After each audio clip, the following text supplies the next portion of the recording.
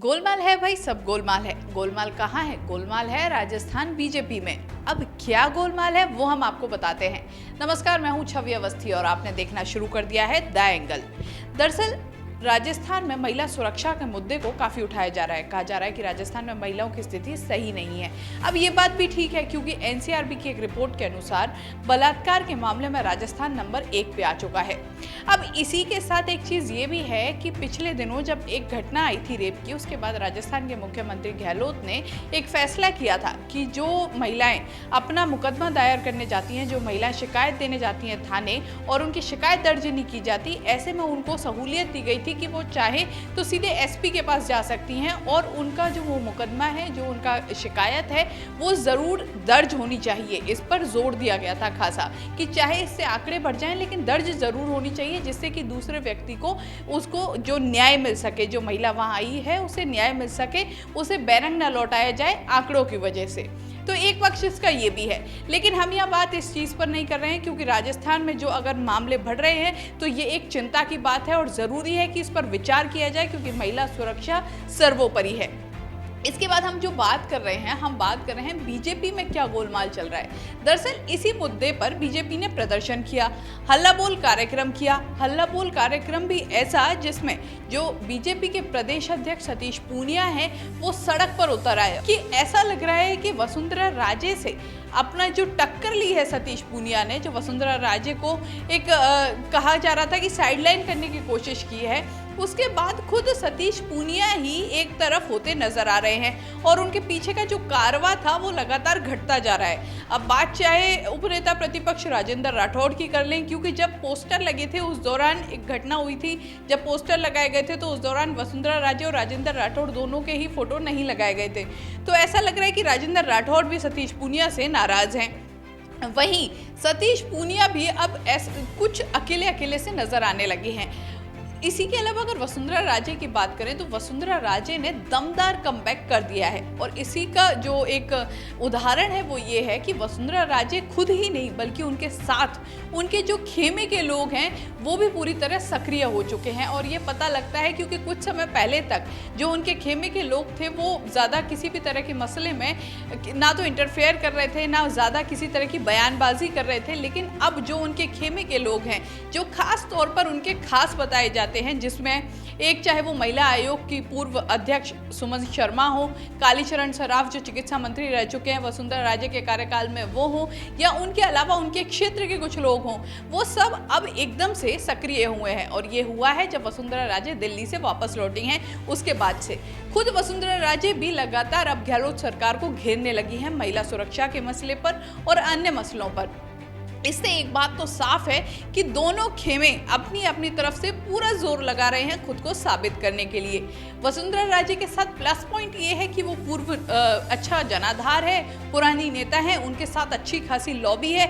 ऐसे में उन्हें सिर्फ एक इशारे की जरूरत होती है और इशारा करते ही उनके जितने भी जो खेमे के लोग हैं वो सक्रिय हो जाते हैं और ऐसा ही कुछ हुआ है।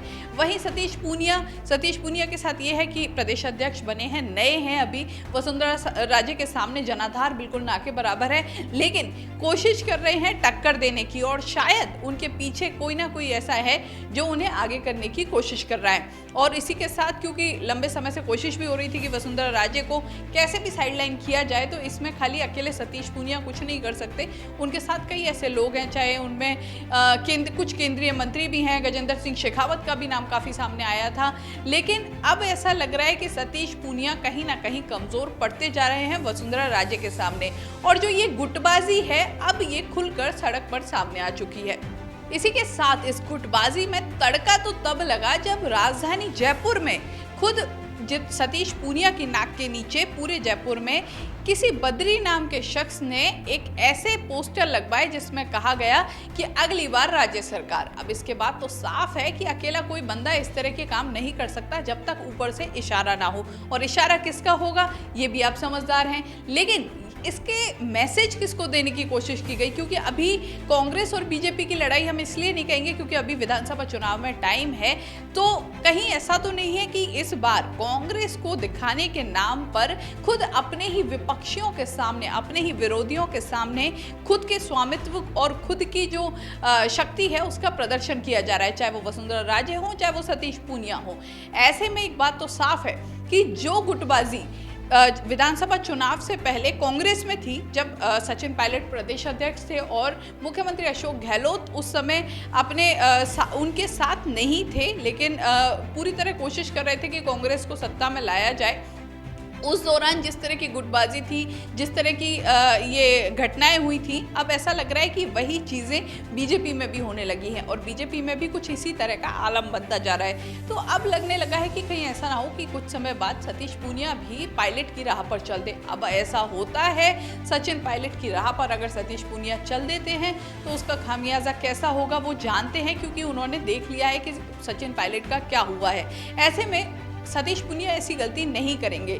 लेकिन वहीं वसुंधरा राजे की अगर बात करें तो वसुंधरा राजे और अशोक गहलोत में एक बड़ा फर्क है, और वो फर्क ये है कि वसुंधरा राजे अगर किसी चीज़ को ठान लेती हैं तो वो अपने केंद्रीय नेतृत्व तक की बात नहीं मानती हैं और वो अपनी बात को पूरा करके ही रहती हैं। ये है वसुंधरा राजे। और वहीं अगर अशोक गहलोत की बात की जाए तो वो अपने केंद्रीय नेतृत्व को और पार्टी को खुद से पहले प्राथमिकता, खुद से ज़्यादा प्राथमिकता देते हैं। तो ऐसे में अशोक गहलोत और वसुंधरा राजे में ये फ़र्क है कि अगर अशोक गहलोत के ऊपर उनके आला कमान है, उनकी तरफ से अगर किसी तरह का फैसला दिया जाता है तो अशोक गहलोत उसे स्वीकार करते हैं, चाहे वो उनके मन मुताबिक हो चाहे ना हो।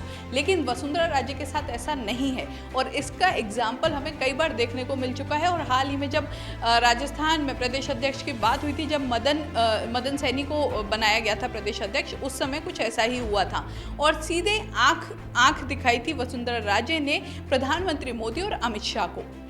साफ है दोनों में बड़ा अंतर है, लेकिन वहीं सतीश पूनिया और सचिन पायलट, इन दोनों में भी अंतर है क्योंकि सचिन पायलट के साथ एक अच्छा खासा जनाधार है उनके समाज का, लेकिन सतीश पूनिया के साथ ऐसा नहीं है। तो ऐसे में अब ये देखना होगा कि जिस तरह अशोक गहलोत और वसुंधरा राजे ने मुसीबत के वक्त में दुश्मन का दुश्मन दोस्त बनाकर एक फॉर्मूले को आगे बढ़ाया था और सरकार को बचा लिया था, अशोक गहलोत सरकार को बचा लिया था, तो आने वाले वक्त में कहीं ऐसा ना हो कि जो दुश्मन दोस्त वाला फॉर्मूला सतीश पूनिया और सचिन पायलट भी अपना लें, या फिर किस तरह से दोनों ही जो गुटबाजी हैं, चाहे वो सचिन पायलट और अशोक गहलोत की हो या फिर सतीश पूनिया और वसुंधरा राजे की, वो किस तरह दोनों ही पार्टियों के सामने चुनौती बनकर सामने आएंगी, ये भी एक देखने की चीज़ होगी। क्योंकि विपक्षियों से लड़ना आसान है, जो विपक्ष पार्टी है उससे लड़ना बहुत आसान है, लेकिन अपनी ही पार्टी में जो विरोधी हैं उनके विरोधाभास को शांत करना बहुत बड़ी चीज़ है। और अगर वो विरोधाभास शांत नहीं होता है तो पार्टी में दीमक की तरह पार्टी को कमजोर करता है, खोखला करता है। तो ऐसे में देखना होगा कि जो बीजेपी में भी दीमक लगा है गुटबाजी का, ये बीजेपी को कहां तक कमजोर करता है और बीजेपी किस तरह इस पर नियंत्रण लाती है।